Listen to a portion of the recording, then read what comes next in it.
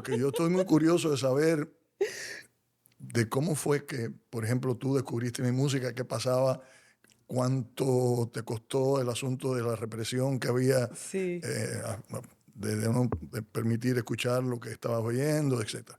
Y tengo esa curiosidad, ¿no? Y sobre todo, bueno, hablamos de eso más tarde.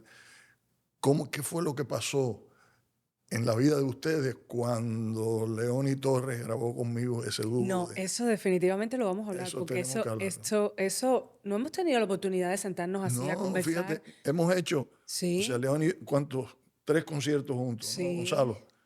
Hemos hecho hasta un photoshoot juntos y no hemos tenido la oportunidad de No, sentarnos a conversar no, no, y no. hablar y que me cuente todas esas cosas que a mí me Este es el intrigan. momento. Yo te digo, francamente, por ejemplo, para mí, cuando yo recuerdo que mis familiares nos reuníamos en Cuba, en mi casa, que era una casa de techo de madera y tal, teníamos muy poco, pero compartíamos mucho en los eventos de fiestas familiares, cuando todavía estábamos todos allí, Ujú, ¿no?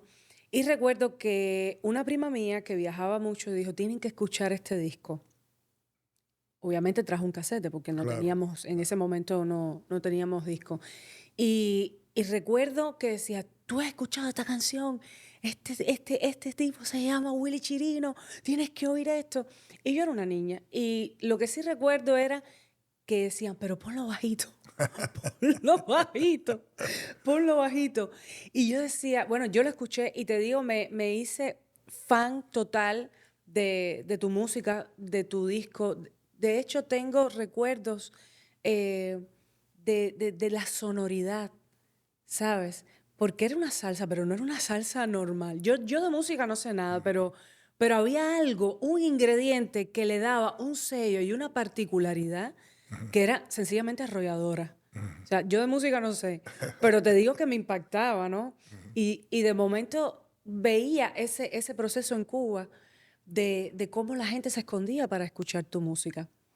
Y ahora yo me pregunto, en este tiempo, en ese momento, para ti, aquí en Miami, ¿cómo se sentía saber que en el país del que te fuiste muy niño, estabas literalmente tocando los corazones a pesar de todas las prohibiciones y de toda la represión que había con tu gente, ¿no? Ahí. Muy emocionado de recibir todas esas noticias. Todos los días me contaban una historia, todos los días de mi vida. Más que todavía, hasta el día de hoy, yo me encuentro con alguien en la calle que me cuenta esas historias.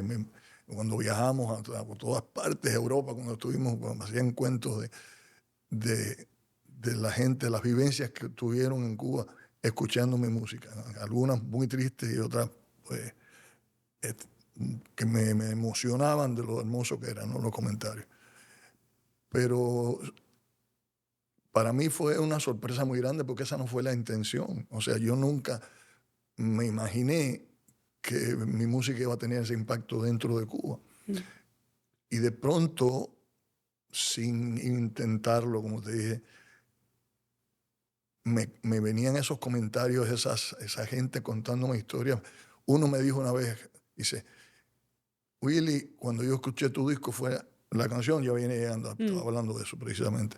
Me dice, fue la primera vez que yo sentí ternura por el cubano que se fue. Sí, Fíjate, qué sí. cosa, y digo, ¿verdad que sí? O sea, no era mi intención que sintieran eso, pero se logró eso, ¿no?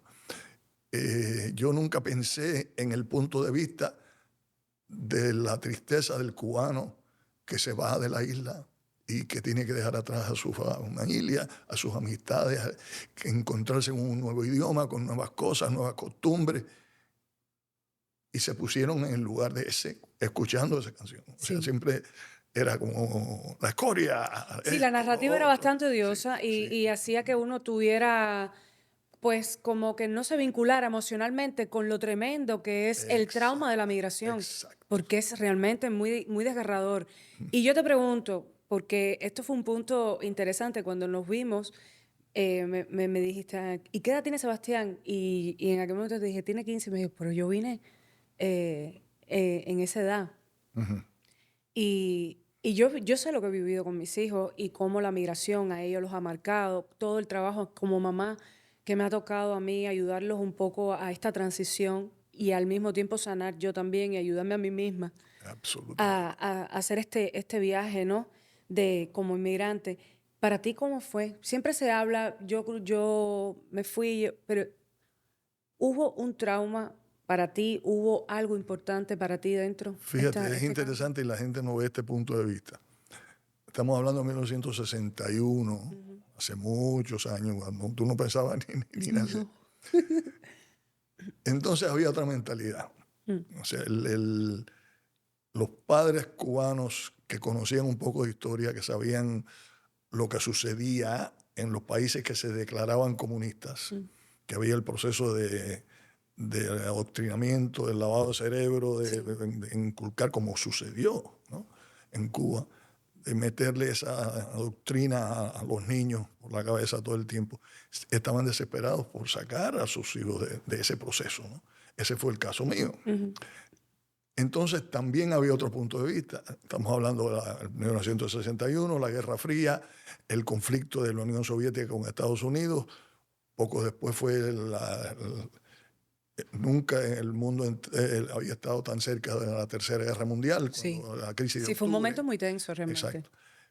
Nadie se esperaba que un país declarado comunista iba a durar mucho tiempo a 90 millas de Estados Unidos. Entonces, la idea, o sea, lo que me decían mis padres y lo que yo escuchaba alrededor de mi entorno, era, tú te vas a Miami ahora, vas a estar allí un tiempo solo, porque mis padres no pudieron ir. Yo vine a través del programa de Pedro Pan, Mm, 14,000 niños cubanos vinimos en ese programa, solos, sin nuestros padres.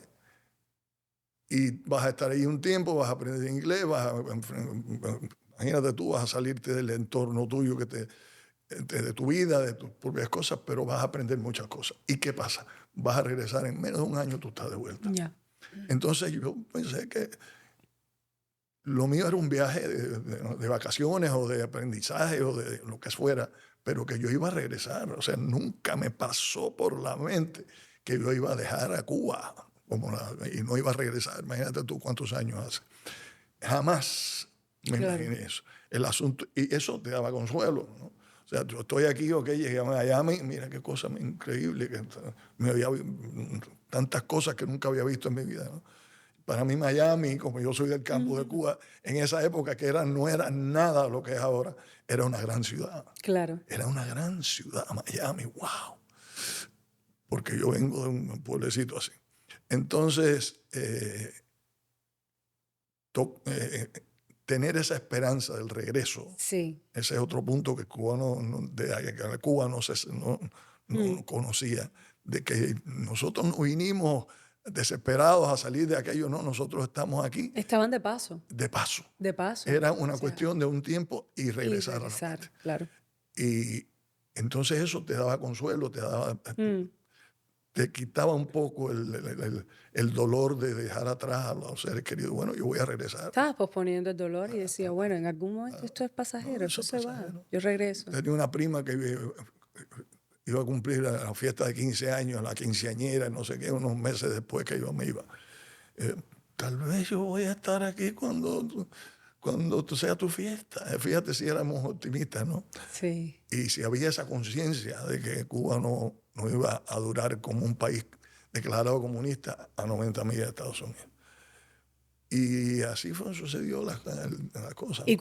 cuando caes ya, que te das cuenta de que evidentemente el tiempo se está haciendo más largo de lo que se esperaba. Ujú. ¿Cómo, cómo adaptas? ¿Cómo lo asumes? ¿Ya tus padres estaban ya contigo? Un año después, claro. Un año después. Ajá. Hubo muchos niños de Peter Pan que no pudieron, creo, reunirse con su familia.